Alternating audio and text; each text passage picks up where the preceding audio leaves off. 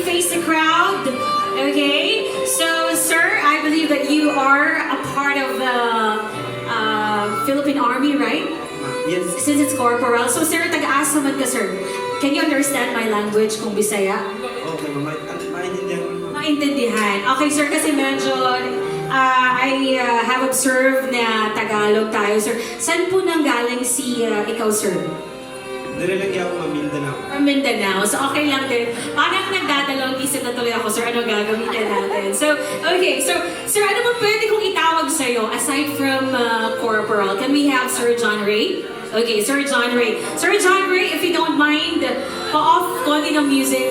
Oo, kasi parang nagdadrama kami ni Corporal dito. So, Sir John Ray, if hindi po kalabisan ang pagtanong, maaari po bang malaman ang iyong edad?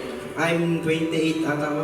Ata, sir. So, parang yung ata plus 1 yun. 28 years old this year. Okay. So, sir, taga-asa man ka, sir? From Sultan Kudarat. Ay, Sultan Kudarat. Now, I understand ganyan ka magsalita. Di po ka Ilonggo, sir? Ilonggo. Ilonggo, kita na siya. Okay? So, Sir John Ray, another question. You have to give me the most honest answer.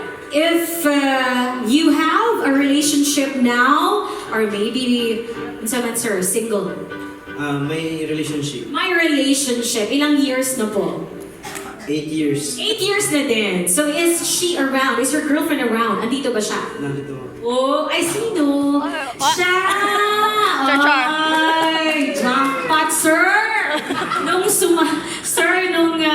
nagsabwag o jackpot, no, si Lord, nasa lumo, sir. Alright, what's the name of your girlfriend? Miss Grazel. Miss Grazel. Alright, ipaulahin na lang apelido, sir, no? Okay, sunod, imo na yung apelido. Alright, sir, but you know what? Being the best man of this wedding, so you have to fulfill your role. This will just be your role and a part of the wedding. Alright?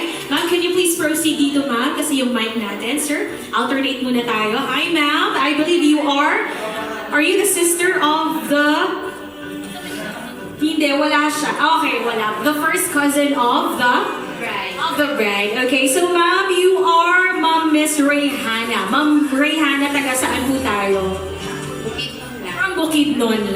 Okay, from Lantapan, Bukidnon. So ma'am, if hindi po kalabisan, pila na atong edad? 27. Oh, 27. 28 ka di ba, sir?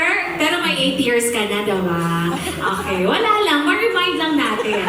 Yeah, okay. Kasi hindi ko nakalimutan yon. Alright, so Ma'am Rayhana, if okay lang din po na sagutin.